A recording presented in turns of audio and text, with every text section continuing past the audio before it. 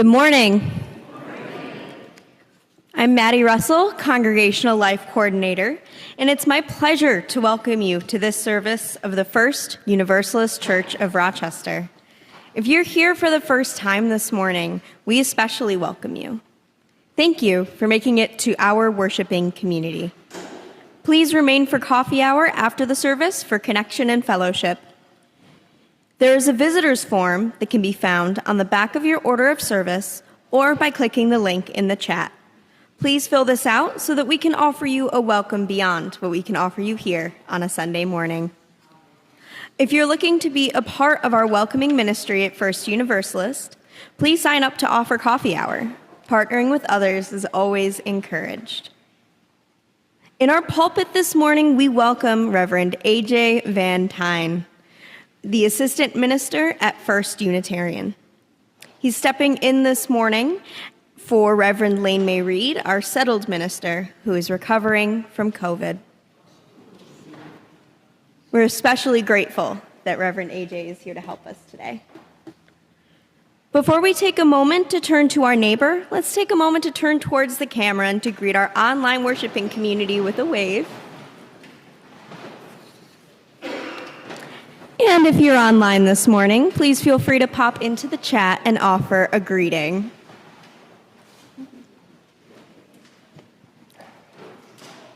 And to our online community, please wait to share joys and sorrows until later in the service so they'll be visible to all of us here in the sanctuary.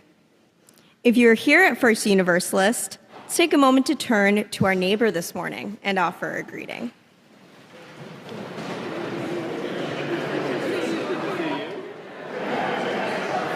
For those of us in the sanctuary, if we could return to our seats to start our opening hymn.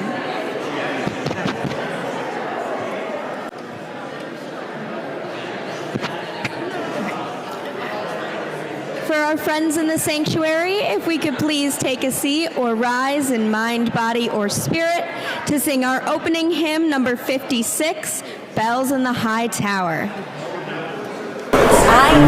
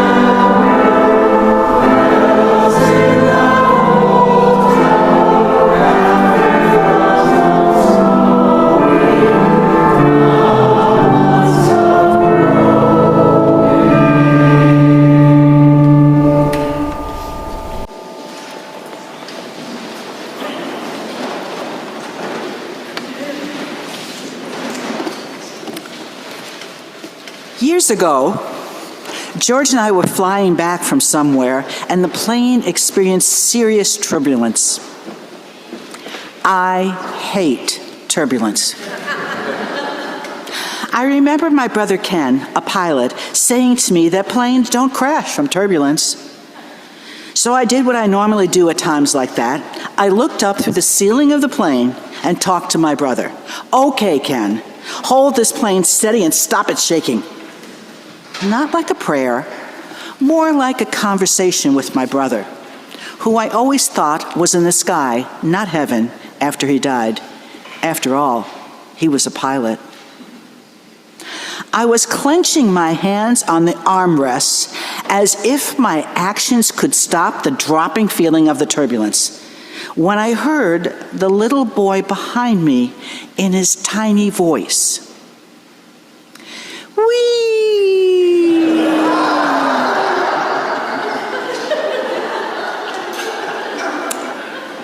It's all in one's perspective. After that incident, I wrote this reflection for my call to worship. Oh, to be a child where life is but a ride. There is no fear, only excitement at the unexpected. There is no holding on, only floating to the next adventure, quite capable of change. It takes time to learn fear, and time to be afraid of change. Oh, to be a child, to enjoy the ride, to unlearn the fear, and welcome change. Come, let us worship together. Will Nicholas Williams, as Nicholas Williams comes forward to light our chalice at First Universalist, and you light a chalice in your own homes, please join me in our chalice lighting words. May we be a people of welcome, here to grow in heart and mind and spirit, and may we reach out to serve our community.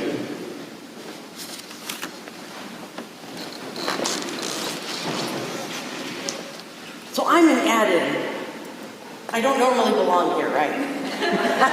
So, like we sometimes do for stewardship, I'm here to offer a testimony about connection circles.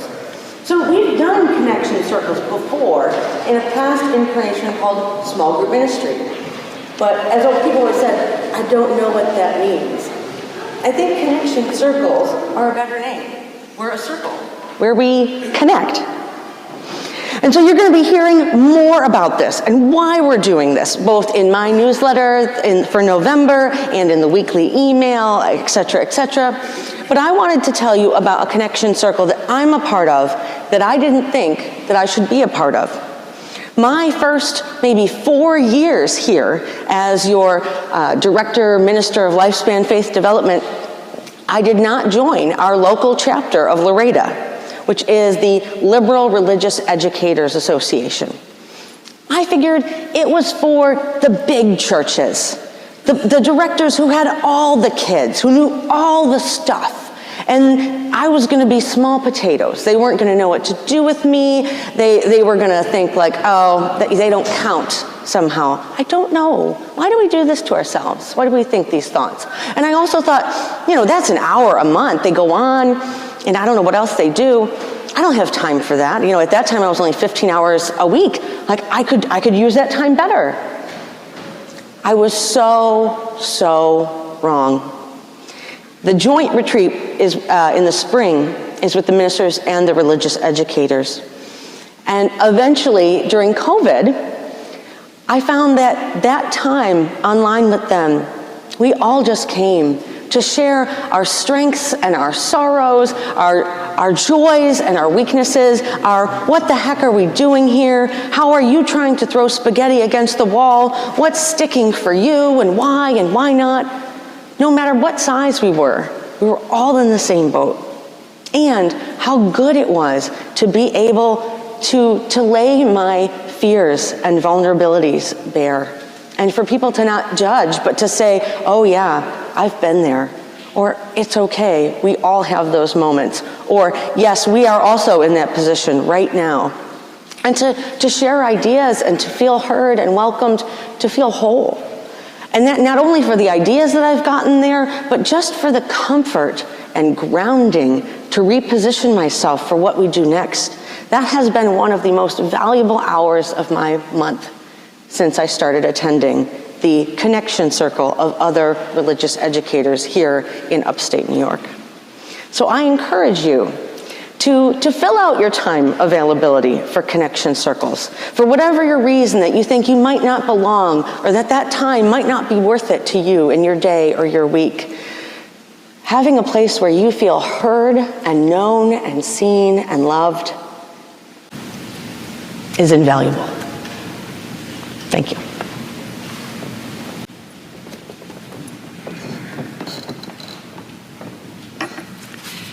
Please rise in body or spirit for our affirmation of faith, followed by a sung offering. Love is the doctrine of this church. The quest for truth is its sacrament, and service is its prayer. To dwell together in peace, to seek knowledge and freedom, to serve humanity in fellowship, to the end that all souls shall grow into harmony with the source of being, us, with the other, and with all.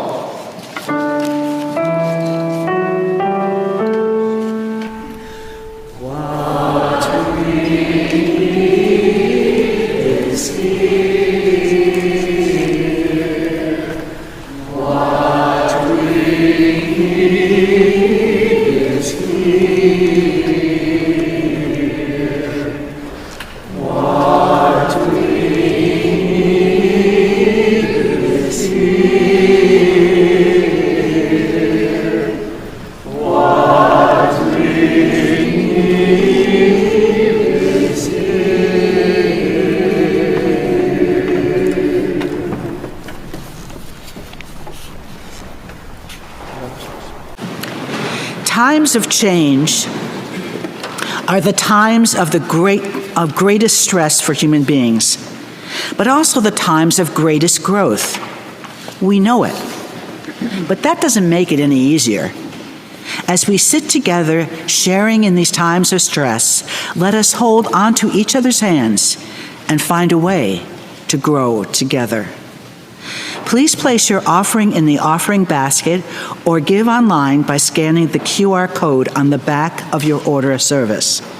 For folks online, please click the link in the chat to give to First Universalist Church. Thank you for your generosity. This morning's offering will now be gratefully received.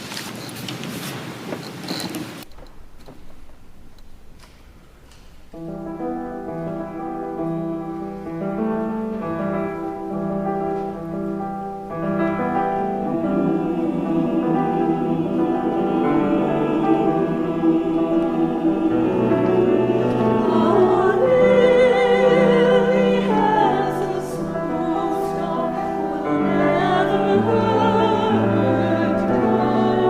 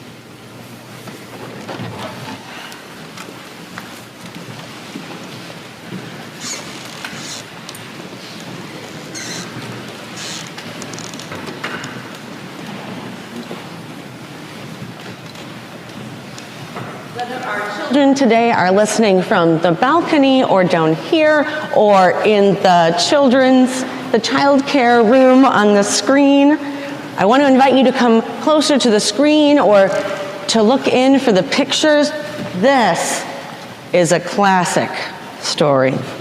One of those that never loses its awesomeness. So today I'm going to be reading for you Mike Mulligan and his steam shovel, Mary Ann, by Virginia Lee Burton. But first I want to tell you, I don't know if you knew this, but you're about to see a new worship theme packet coming out with your This Week email. For the months of November and December, our worship theme is transformation. And while we didn't coordinate sermon and story for this purpose, both work so perfectly for transformation, and you're gonna see why. All right. So, Mike Mulligan had a steam shovel, a beautiful red steam shovel named Mary Ann.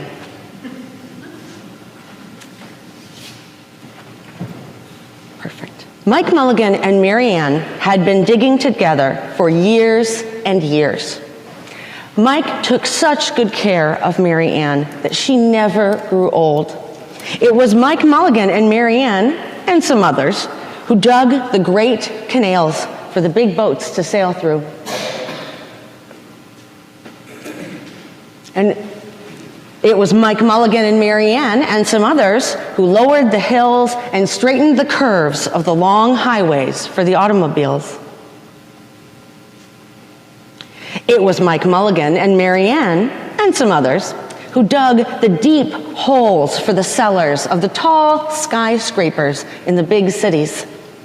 When people used to stop and watch them, Mike Mulligan and Mary Ann used to dig a little faster and a little better.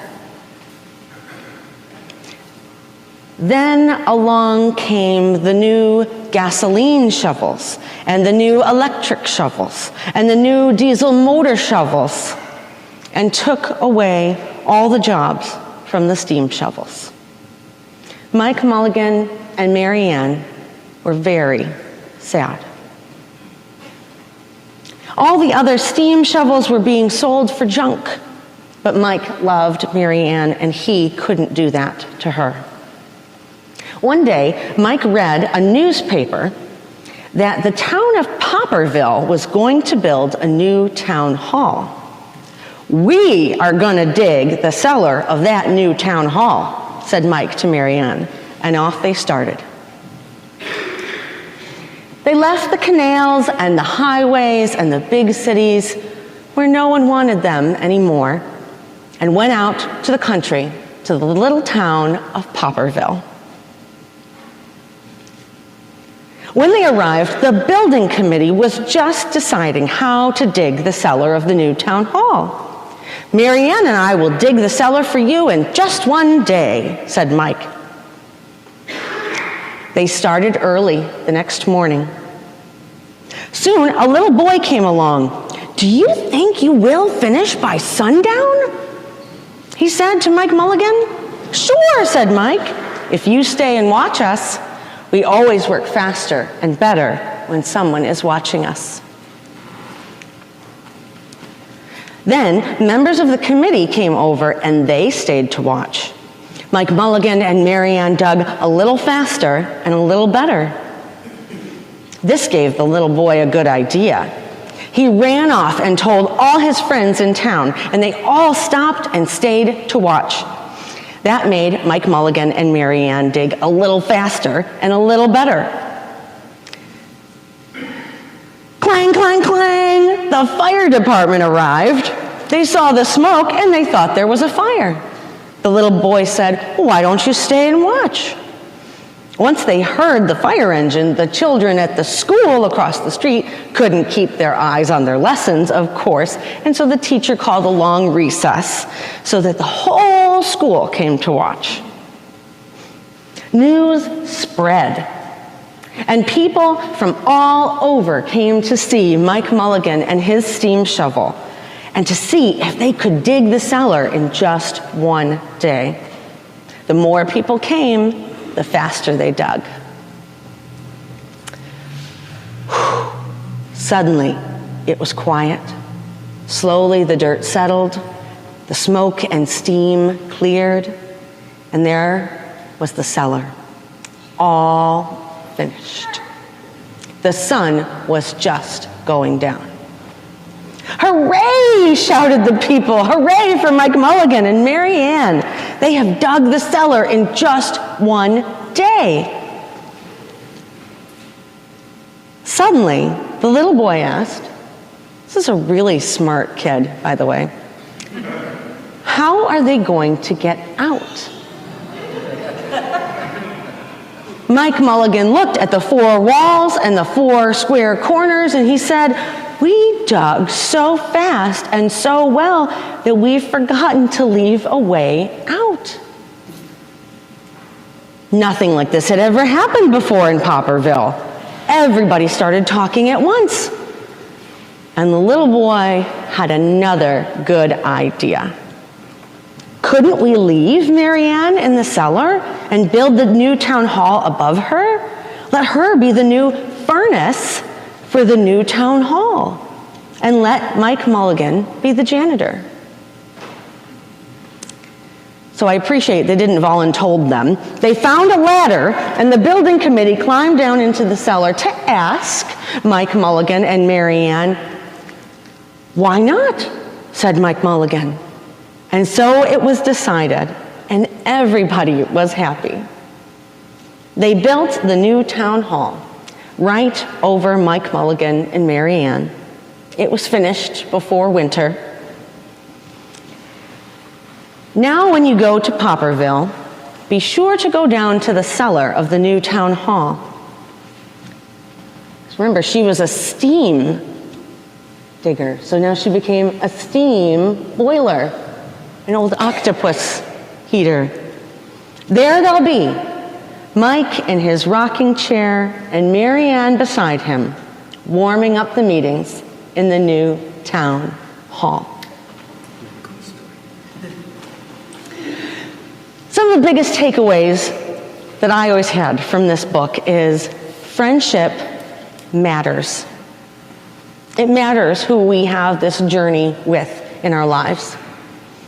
That change can be very, very hard, especially when we don't choose it for ourselves, when change is thrust upon us in a way that makes us feel obsolete and unwanted.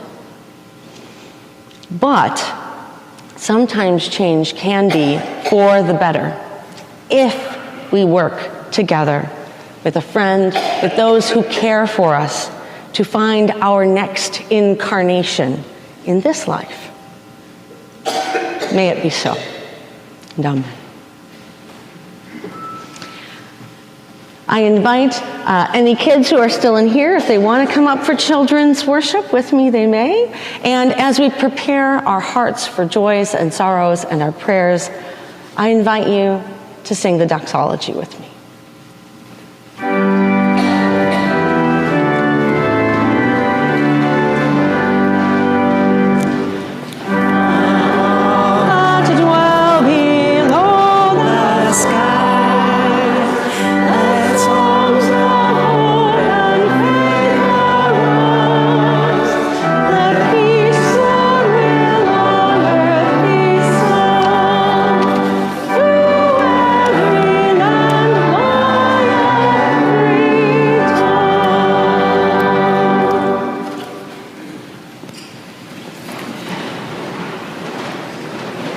I invite you into this reverent time of sharing the joys and sorrows of our gathered community. If you would like to, you can place your hand over your heart to be able to listen from this heart-centered place. As Bill Shubma places stones into a bowl, I will read aloud the joys and sorrows of our gathered community. All online are also invited to share your joys and sorrows in the chat.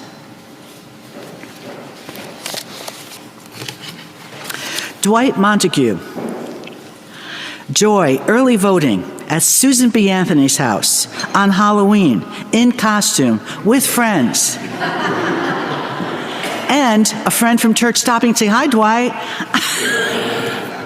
Richard Reed, joy, likewise. I early voted on Friday at the Susan B. Anthony House, too, in my skeleton shirt. His sorrow, of course, is pre-election stress.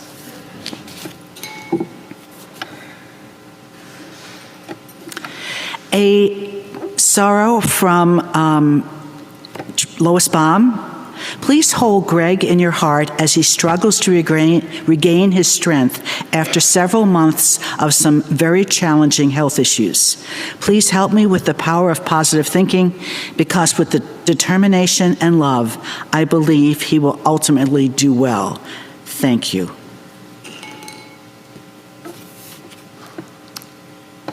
Okay.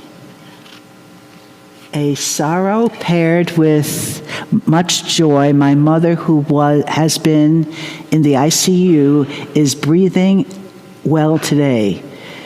Today is her birthday. What I can't see is who's it from? Carl. Oh, Carl.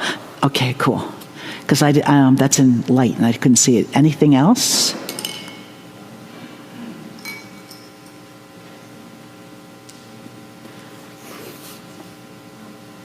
A sorrow paved, same one. Okay, just refreshed. Okay. I have an important announcement, which is a joy from Marty Eggers. It is a joy that First Universalist will be hosting a community forum on the homelessness this coming Saturday, November 9th, from 1 to 3 as part of our all-congregation social justice 3-year project. Speakers include representatives from REACH, the Homeless Outreach Team, the Forensic Intervention Team, and the Office of the Mayor. This is big. So please come if you can. Please. We will drop a final psalm into the bowl to represent all of the joys and sorrows held in the silent sanctuaries of our own hearts. May all be held in the heart of love.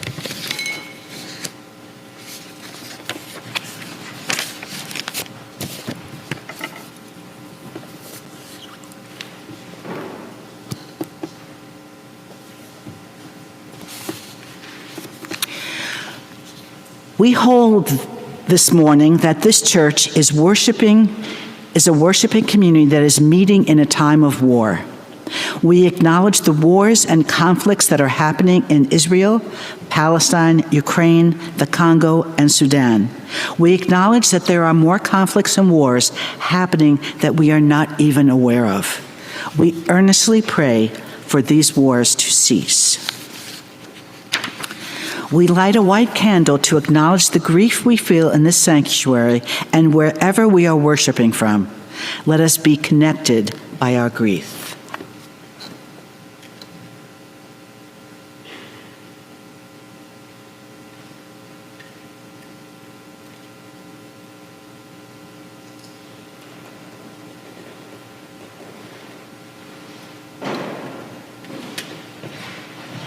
We light a yellow candle to acknowledge the joy, the resilience, the tenacity found in life that still makes life worth living. Let us be connected by joy to those living through the direct impact and loss while at war in their homes, backyards, and countries.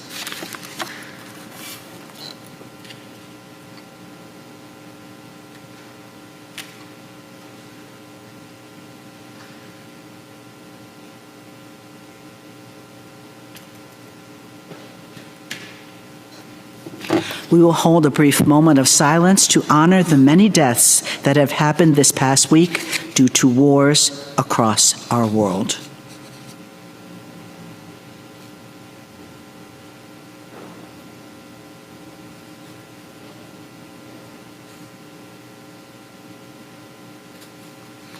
Amen.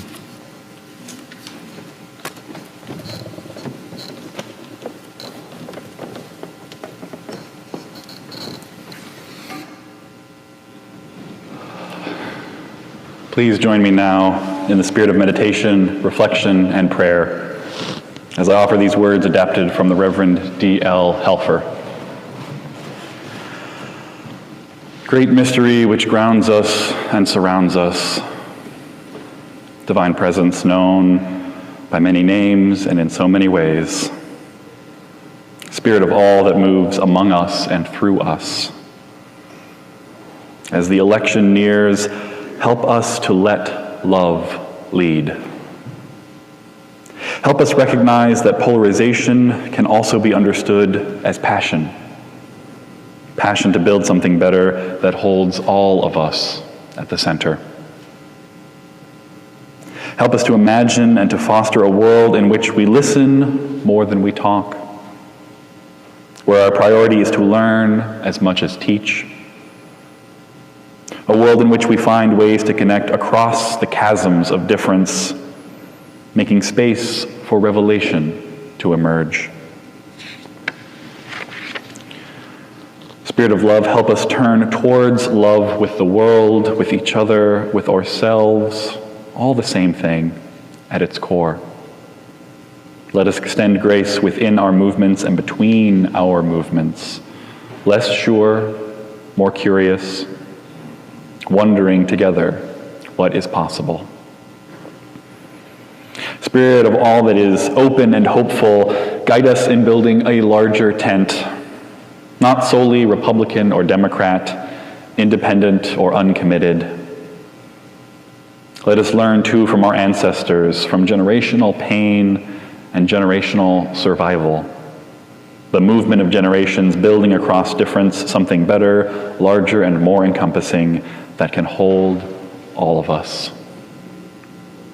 Let us not be just flags, potent though they are in declaring our beliefs, and yet impeding perhaps our ability to recognize humanity across difference. Spirit of hope, Spirit of all that is yet possible, lead us away from the false separation that the only truth is ours and anything less is incomplete. Lead us instead to the discomfort of learning from youth, young adults, activists, elders, those we cherish, those we find wanting. Lead us to the love that holds us all and is with us always, the love that can help us through the messy and necessary, life-altering work of building movements across belief, across difference, for change that can endure.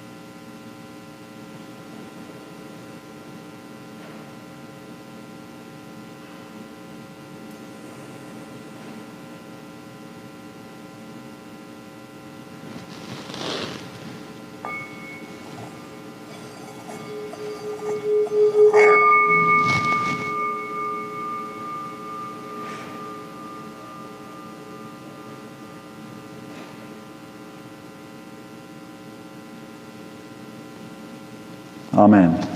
Blessed be, and may it be so.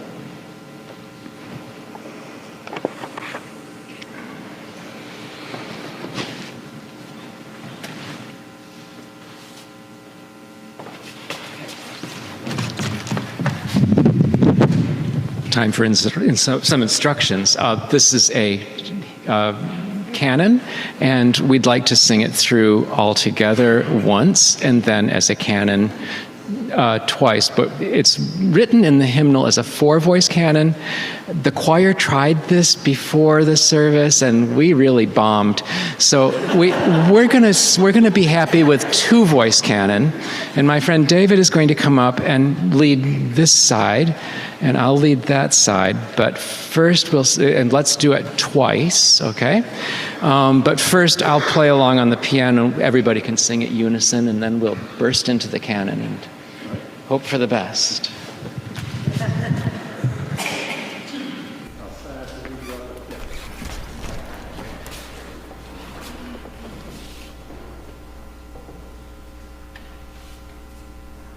true ones first.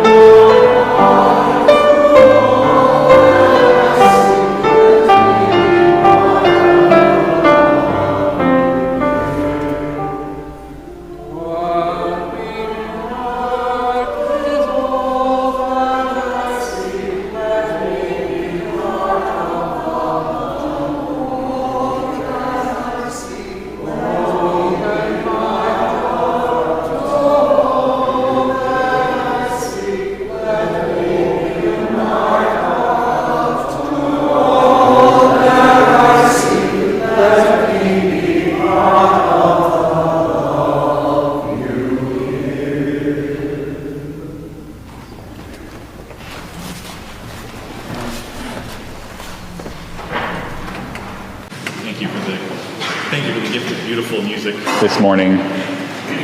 As Maddie introduced, I'm the Reverend A.J. Van Tine. I use he and him pronouns, and I bring greetings from First Unitarian Church of Rochester, especially from Reverend Vertus, who many of you know and who sends his love. It is an honor to be worshiping with you all again, and I'm very happy to be able to fill in at the last minute while Reverend Lane May Reed recuperates from their illness. I do have to apologize, though, particularly to Reverend Michelle, who did a great job queuing up our seasonal theme of transformation for our newest thematic season.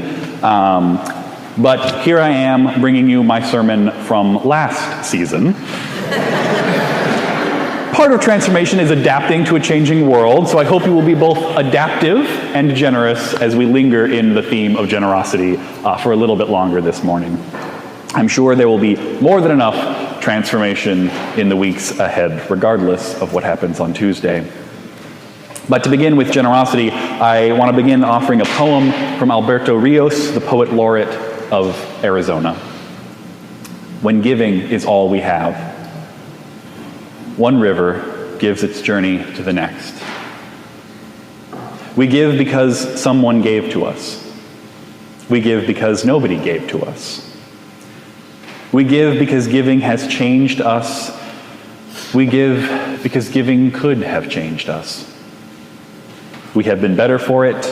We have been wounded by it. Giving has many faces. It is loud and quiet, big, though small, diamond in wood nails.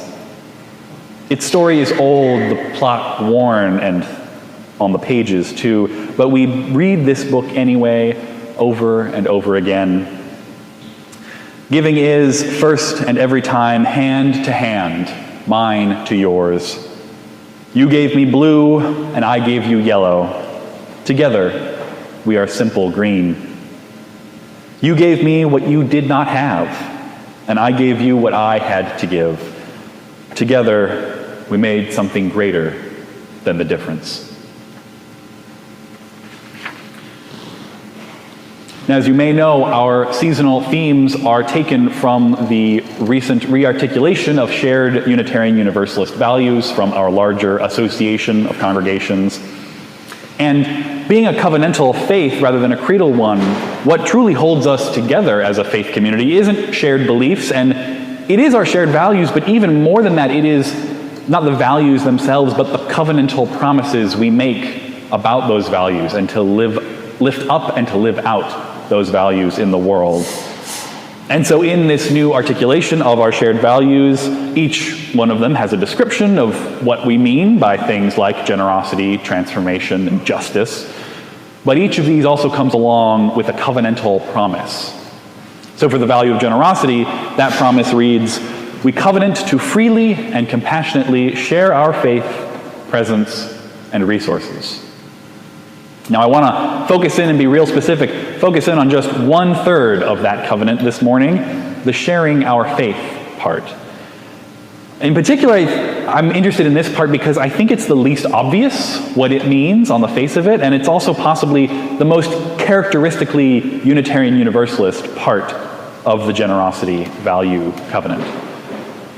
Now, before you get perhaps caught up on the word faith, a word with many connotations, not all of them positive, allow me to explore it a little bit and maybe expand it if helpful. Now, I used to think of faith as primarily referring to religious belief in things that cannot be proven or disproven one way or the other. Not necessarily the idea only, which is phrased in admittedly ableist language, of blind faith in something, where you have that faith that something is or exists regardless of what observable evidence will prove to you, perhaps through the scientific process. But more, I meant the idea of faith in things that science isn't equipped to definitively answer one way or another, like whether God exists, or what might happen to consciousness or identity after death, or whether people are basically good, basically evil, or what their deal is. But these days, I'm more interested in faith as being about what is the thing that I am faithful to? Whether that is a particular deity or deities or other theological ideas, or faithfulness to a community, like Unitarian Universalism or your particular home congregation, or faithfulness to spiritual practices which I know ground me and connect me to the deepest parts of myself, connect me to others, connect me to the universe. Faithfulness to living in a way that I think will bring about the greatest flourishing for the most people. Faithfulness to living out a way that respects the inherent dignity and worth of every person. Faithfulness to the values of Unitarian Universalism, in other words. So as a term, faith can be used to refer to a particular faith tradition or the unique faith or faithfulness of one particular individual. Which means that sharing our faith has a dual meaning to me. On the one hand, there is sharing the faith tradition of Unitarian Universalism with a world that I think can really benefit from our progressive and compassionate theology and practices, our radical welcome, our orientation to the world. I am cognizant, of course, as we come upon the election, that after 2016, many UU congregations experienced what they call the Trump bump of an increase in attendance following that election. Because when something like that happens, people seek community, they seek guidance, they seek ways to support themselves and ways to find meaning and make meaning together. And so in this time in particular, again, regardless of what happens, people learning about Unitarian Universalism and finding it is a gift that we can offer by faithfully witnessing to our faith. But on the other hand, sharing our faith can mean sharing those faithful commitments that we each hold individually with each other, even within the walls of a Unitarian Universalist church. Now, historically, Unitarian Universalists have not been the best at either one of these. We've often shied away from evangelism, which is the sharing of good news, because we conflate it with proselytizing, which is the attempt to convert another person. And Unitarian Universalism has too often navigated its internal theological diversity by simply ignoring the conversation or avoiding it. Sometimes this has taken the form of focusing on social justice efforts exclusively and setting aside any talk of spirituality. Sometimes it happens because people assume, well, all the Unitarian Universalists are all like-minded, so we don't need to be curious or ask each other about our individual faiths. Or worse, they may know that while one Unitarian Universalist is an atheist and another is a Christian and another is a Hindu, they assume that they know what those labels mean, and so they aren't interested in engaging one another. But our own spiritual lives, our own community spiritual lives, can be so much richer when we engage these conversations head on. When we not only share our spiritual lives fully with one another, but also actively invite others to share theirs with us. Now, I am continually grateful that one of the privileges of being a minister is that I get to have these kinds of conversations on a regular basis. I get to ask these kinds of questions of many different Unitarian Universalists, and usually, even if people aren't well practiced in answering them, they are graciously inclined to at least humor their minister, at least. But these are questions like, what do you think is really real, at the heart of all existence and reality, and does your answer then have any bearing on how you should live? What sustains you in times of difficulty and grief? What experiences have you had that you can't explain but have changed your life or made meaning of something else that was otherwise inexplicable? These are deep questions, but I also don't think that this should be a privilege only of ministers. I think that these kinds of interactions are something that all Unitarian Universalists should experience and get to be a part of these conversations and engagement. Part of being a part of theologically diverse conversations rich with different beliefs, practices, histories, and innovations, this is a context where we have the opportunity as Unitarian Universalists to invite others into sharing their spiritual lives, to share our own spiritual lives, and we can all be transformed by these encounters, these conversations. See, I worked in transformation. All the values, as it turns out, are related. Of course, they're all centered in love. So that brings me to the charge of this sermon, which is to get real about sharing your faith with others and actively inviting them to share theirs with you. But how do we actually do this? Within Unitarian Universalist contexts, I think it involves actively asking each other questions like, what is it about Unitarian Universalism that is so meaningful to you? If you come to church regularly, what keeps bringing you back? If you are newer, what inspired you to seek out this place? Are you finding it, or finding something that you didn't expect or intend but are still appreciative of? What are the spiritual beliefs, the practices, the concepts that help you make meaning of life, tap into joy, and endure hardship? But of course, we shouldn't only do this within Unitarian Universalist context. We want to do it outside the walls of church as well. It can be harder in some ways, but I encourage you not to shy away from having these conversations with friends, families, neighbors, strangers even. Conversations about their faith, their beliefs, the practices, experiences that sustain them and give meaning and shape to their life. The things that help them live in accordance with their highest values, even if those values or their worldview or how they apply those things to living are things that you think are deeply misguided and wrong. Now, unless it is going to cause harm to you, I think it can be much better to listen and understand while strongly disagreeing with someone than to reject them and cut off the possibility of conversation without any curiosity or engagement. Not because that conversation and engagement is necessarily going to change their mind, but it's a way of understanding them and the people who inhabit our world better. So whether it's with fellow Unitarian Universalists or with members of other faith communities or people with no faith commitment at all, the trick for me is seeing that these are all kinds of interreligious dialogue, or even intra-religious dialogue, as is the framing that one 20th century mystic, Raimon Panikkar, promoted. Raimon Panikkar was a fascinating person, a fascinating life that was lived. He was born in 1918 to a Spanish Roman Catholic mother and a Hindu Indian father. He was ordained as a Catholic priest before he was 30, and in the 1950s he traveled to and studied in India. He said of his life, I left Europe for India as a Christian.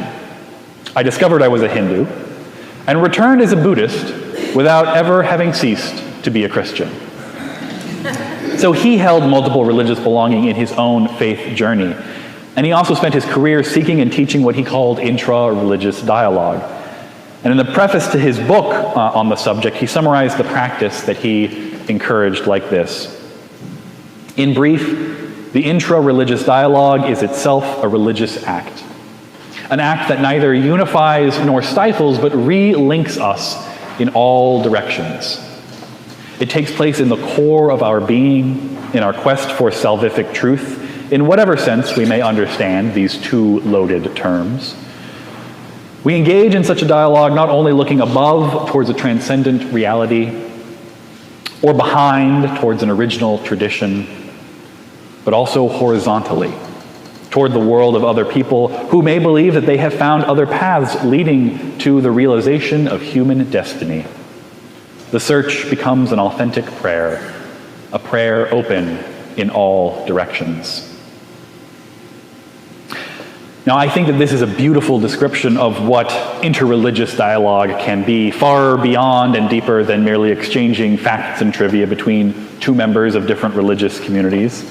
It's so much more about listening deeply than simply talking at somebody else about your beliefs. But I also think that this describes what sharing our faith as Unitarian Universalists can mean. That part of living out the value of generosity means inviting others into an authentic prayer, open in all directions, connecting us with each other. Regardless of our individual credos of belief or how we engage spirituality, this intra-religious dialogue is, I think, a core Unitarian Universalist practice. And it's core to how we can share our faith with others as well.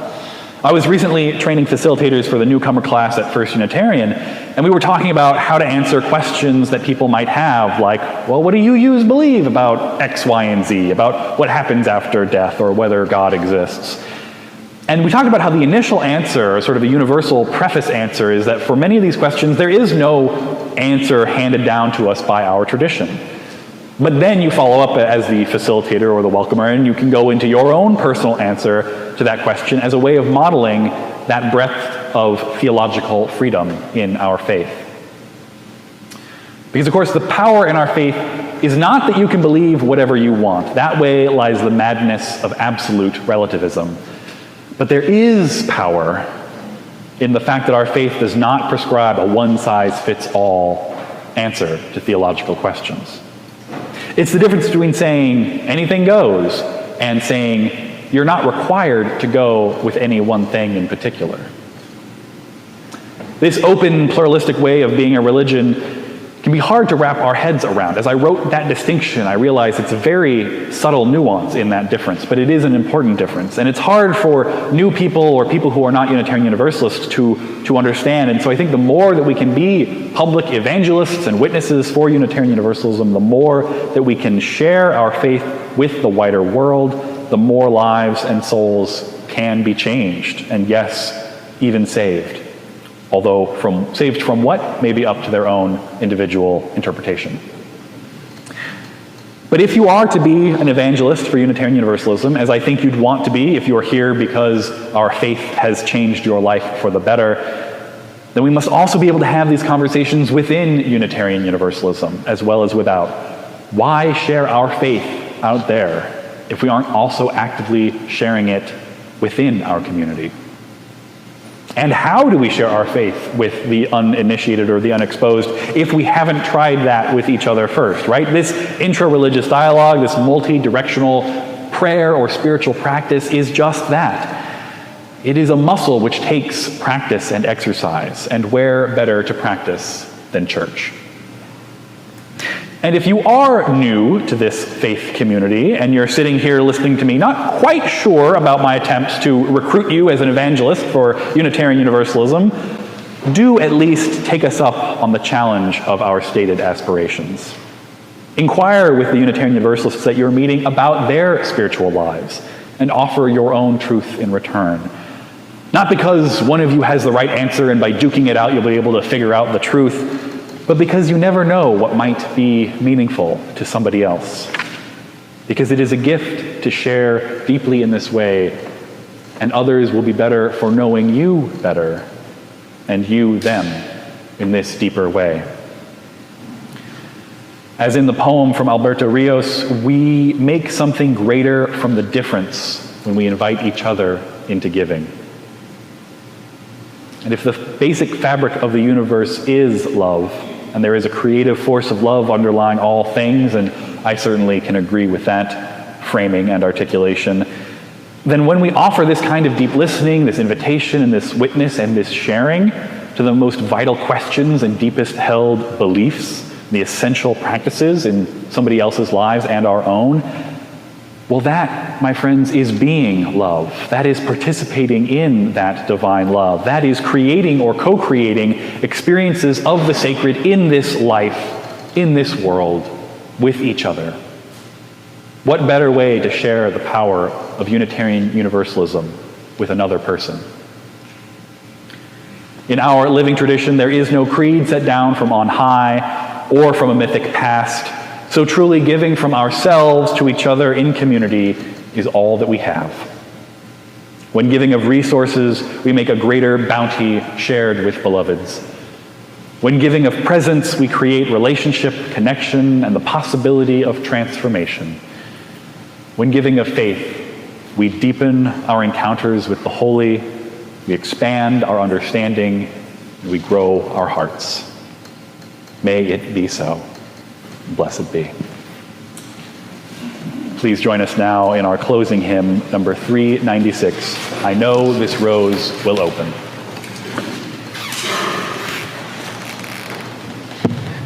Please rise in body or spirit. And once again, we have a round, so we'll sing it once together, and then once in 2 parts only, not in 4 parts. We're not going to be that ambitious.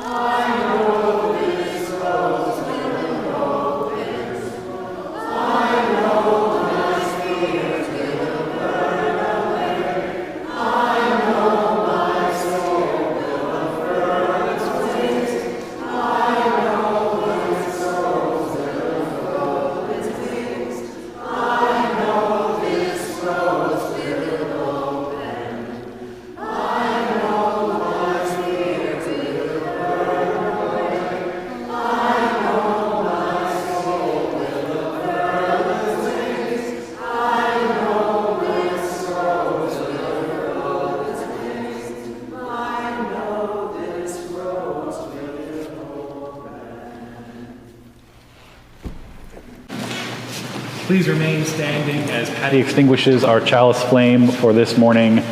Let us read together the words printed on the screen. We extinguish this flame in our hearts with its message of love and justice, taking it outside these walls to the world we live in until we are together again. As we close our service this morning, I invite you to put a hand over your heart. If you are joining us online, I invite you to turn your settings to gallery view and look upon the faces of those here with you. For those of us in the room, take a moment to look around at those with you here today. May we share generously with one another our resources, our presence, and especially our faith, that we may grow and learn and connect deeply, transforming ourselves and the world. May it be so, and go in peace. And please join us for coffee hour in the Clara Barton Lounge immediately after the service. Amen.